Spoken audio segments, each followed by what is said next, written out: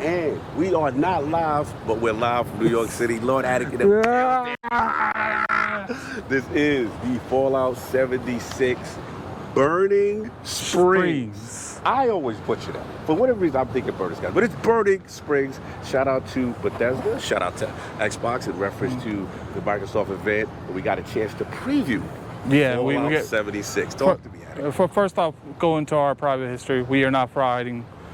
We have not that much time in Fallout 76. Yes. We've been kind of like the very definition of casuals when it comes to it. Yes, super casual, to the point where after the initial release of the game, I pretty much put it down and it was like, I'm good, you know. I didn't even go back when they put NPCs in it. Right, now I did briefly turn on once the Amazon series came out. Well, which was the intention. That's what they wanted you to do. The feel, I was like, you know what? I feel like playing a Fallout game. It wasn't a new Fallout game at the time that was ready, right? So I'm like, as far as a standalone single player, and then people say 76 really improved since then. Shout out to my man Anchorman V, and then that community was so welcoming and so helpful to kind of get me on board initially. So I didn't have that. Right.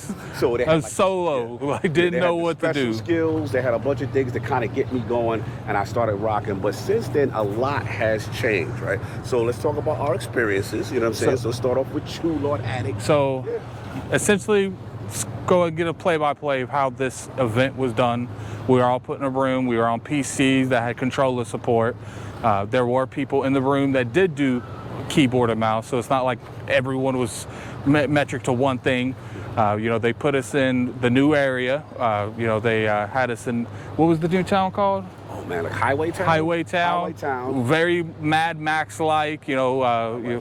Did you see they had buses in the thing? Like, so they clearly, this is like a man's shape, what do they call that? Makeshift town. Yeah, like a makeshift town. It was built, you know, the true dude from Fallout, what's his name? So we had, we got gloss over this. Yeah. So this was the big reveal. The big reveal was that this is actually tied in some manner to the actual Fallout show. And it's something lore related that's significant because they wouldn't tell us. They said you have to watch the actual thing. The ghoul himself, Walton Goggins, is in and he's Fallout phenomenal. 76. He's now, phenomenal. Yes. To be fair, his voice wasn't in the game currently because he's doing his voices right now. Mm-hmm.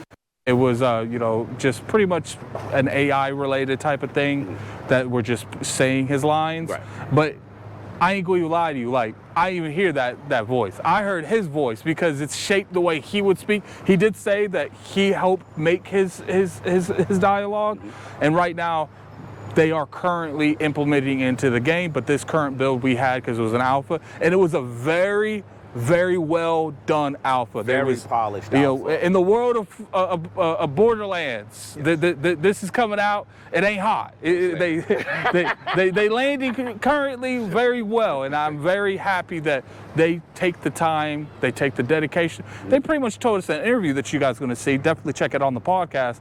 It's 3 months of polishing they're doing right now. Yeah. So they're really taking their fine-tooth comb to make sure this game comes out butterly smooth and running the way you feel it should be ran. Yeah, and the thing I noticed off the bat, like I said, they really want you to get into the world. They had a couple of quests to kind of get us up to speed, and we kind of had like fully maxed out built characters. Yeah, we're level 300. It was taking a lot to get me up out of there. Yeah, like caps. I had serious power armor. I had crazy guns and stuff. And one thing that's cool is you look at the map, and there was so many places to go. But the thing that reminds me from a Destiny standpoint was they had like a lot of public events. Yeah, and what I like Destiny has public events, but you have to go look for them. Right. Like when you drop into an orbit, into a patrol, you have to go physically look for them. This one, you just bring up the button, click on it, fast travel you there. Now you do have to spend bottle caps, but I don't know if it's in the base game because I don't know if it's in the real game, but they were very fast travel friendly. There was fast travels throughout the entire new region. And it definitely encouraged you to kind of like to get into the moment quick and to fast travel like on your friend. Like so, whoever's part of the immediate circle, we could team up immediately. And like I think it was up to 4 people or maybe 5. Yeah, almost like a 4-person. And there was I saw there was Battlefield. Yeah, I saw there was different levels to it too. Like, you can have like a casual type of thing, exploration. Like they let you team up under the name of what you're doing. So people that are teaming up random people automatically know exactly what this team's about. This team's about building, this team's about exploration. And I feel that because you got to keep them, we cover for the people that haven't played this game in a long time or have very few moments in this game, and seeing what they've done to make the onboarding a lot easier for not only current players but new players is very appreciated. One thing that they mentioned in our build when we played was that one thing I noticed is, okay, I like the fact that I could go from first person to third person, right? But what they did is they improved the third both person. look good. Both look good. Mechanics were tight. They were very good, much improved. Now, obviously, we don't have traditional VATs the way we do VATs. It's like an active critical shot kind of VAT in real time. It is disappointing to a degree, but this is an online infrastructure, and it doesn't make sense to have something like that. So I get why they can't do it, kind of thing. But yeah, I jumped in there and I thought it was like crazy hectic. I was in some crazy time while I was fighting grannies and like they had NPCs that was like running an area, and like they were very high power. We had to team up to really take these enemies down. And it's to the point where I was sitting there with a melee weapon. There's 5 people around me shooting him, and his health is going down like this. Like it felt very strike boss worthy on like a Destiny. Absolutely. You know, and it was just a couple of them. Like they said they like, we give you a taste. Taste is free. Like, and just to back up with the whole Walter Goggins character, the ghoul, right? So basically, he seems to be like a quest giver in the game. There's like a bounty board. It's like almost like a Wild West town, and they kind of set you off on your way. Now, they don't want to explain to us why he's there, but it's definitely lore related. I feel like it's TV show related. TV show related. So this is going to be a big deal when the game comes out for sure. And would you say like the desert kind of like made you feel a little New Vegas? What it made me feel like, and like this is just pure speculation. Yeah, we speculate now. I feel like they were in development of this. It is in Ohio. Shout out to Ohio. We like Ohio. Yeah, it's in Ohio, and I think originally maybe even this was supposed to be green scenery everywhere, and then that TV show hit, and it hit hard. But they're already way into development, and they're like, yo, they going to fall at New Vegas. We know this next TV show going to be heavy desert related, but we can't remake the game at this point. Because I feel like if they would have known the success, they would have made this in New Vegas to be in the second season. But the next best thing, let's nuke Ohio and make a desert. and I respect it. Cause like, now, obviously, it's speculation. They could have had this plans from the start. But to me, you put the TV character in here. You put the success of the TV show. Maybe Lucy shows up in the season. We don't know. That'd be crazy. And I feel like there's a lot of building blocks that makes more sense if it was a desert-related DLC. Yeah, that felt good. It felt good. You know, again, I did that. I was doing a couple of missions on myself. Obviously, we're all split up in teams. Addict doing his thing. I'm doing my thing. And then I started going off on my own little quests and adventures. And then I felt like this warehouse area was really big. Nothing but the, what you call it, the automatron, the robot kind of. Yeah, and what's funny is that is in the old content. Yes. Because when I tried to do stuff over there, like the developers like, yo, you can do this, man. But, you know, we really encourage people to try the new stuff out. Right. And I looked at him straight in the head like, dude, everything's new to me. But like I said, I got to this area and it was intense. It was warehouse, multi-leveled. There were huge, these robots. I'm fighting for my life. It was crazy.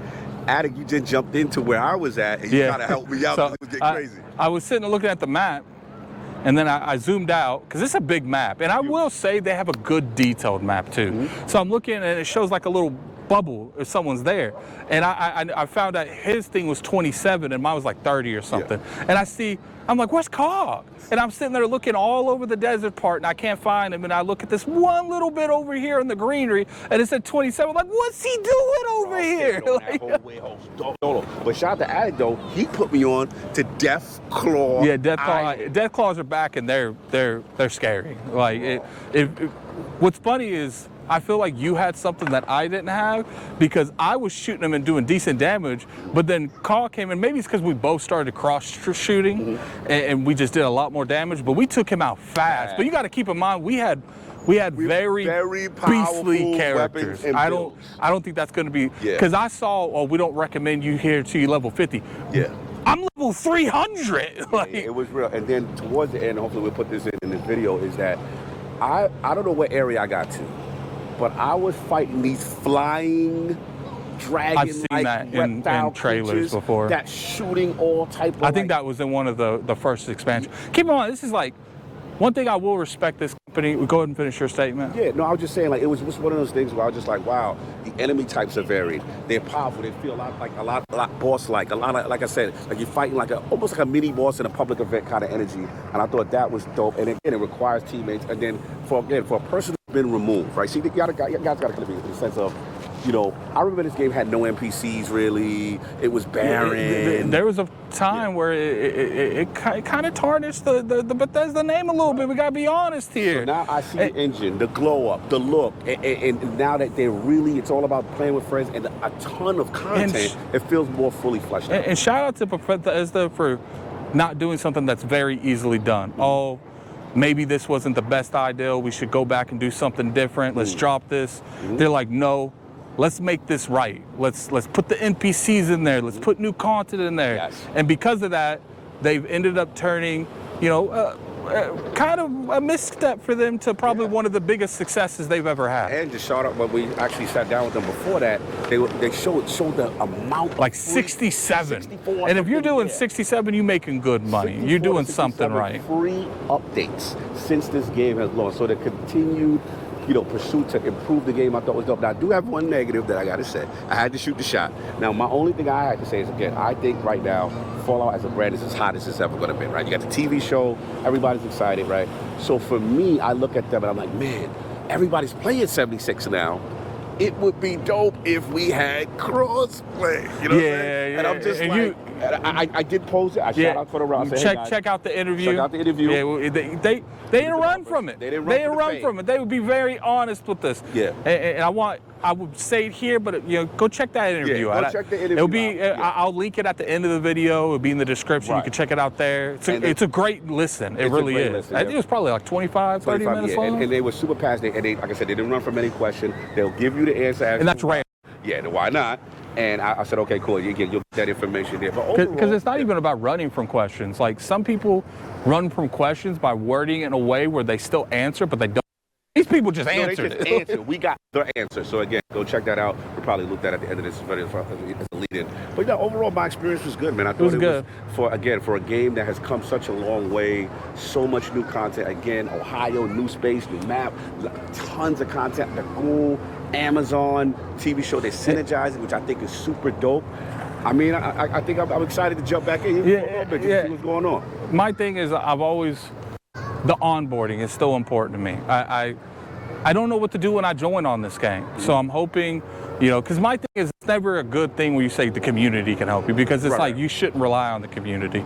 But hopefully when the game comes out, they improve that onboarding, because I'm there. I just need a little bit of help to know what to do. Yeah, to do next and stuff like that, because it could be intimidating. Obviously, you got your pit boy and stuff like that, but there's a ton of quests, expeditions, all type of stuff that's going on, and it's like sometimes it's overwhelmed. It's like, you're what overwhelmed. should I be doing next? Right? Like how they make fun of Ubisoft with all the dots on it. It's like you have to move. What do I do? Do I do you? Okay, you. Like, biggest criticism right there is, like, even though with the onboarding, and I can't really speak on 100% of the onboarding because we don't have access to the full content experience, but work more on that onboarding, find other ways of relying information in a good way. And I think you can get a lot of people not only coming back to the game, but giving it a try. Because it's like I said, I didn't even know they did raids, and I told the devs, was like, that saying where it's like, you had my curiosity, now you have my attention. And you asked a great question. I'm glad you said that, because that was a big deal. The way they separated, said, hey, we have a ton of experienced players that we need to have content for them. And they didn't run from the fact that, hey, they didn't do a bunch. Yeah, like we're not going to casualize that content. And that content he just straight up said, tough luck, essentially. And I ain't gonna tell you exactly word for word, but that's me paraphrasing that. Go watch the interview for that. But he was very upfront with how they handle vet players and new incomers. Right. And then also the idea of creating even more content to bridge the gap. Which is okay, because no one cares about you putting more stuff in the middle. We don't want you lowering the top. That's it. But yeah, that's pretty much what I got, man. Again, shout out to Bethesda, New York City in the building. They pulled up. We got a chance to go hands-on with the game. I thought the game, again, played fantastic. I'm excited to actually jump in. I'm excited the fact that it synergizes with the television show. Walter Goggins, the cool. Everybody likes the cool. Yeah. Come on, man. Yeah, and then, you know, my special shout outs to Bethesda. I appreciate whoever's watching this, because I know someone's going to watch it to check, make sure we did content. Yeah. Thank you for inviting multiple of us. I love it when companies, you know, look at the whole entity as a podcast. Facts. Yeah, and that's all we got. So again, you heard it here first. Iron Law Podcast approved. Shout out to Iron Law Podcast. Insider Gaming in the building. And another one done. The Lord. Another one bites the dust. 76. Burning Springs. Shire. Springs, not Shire, not Skies. Springs.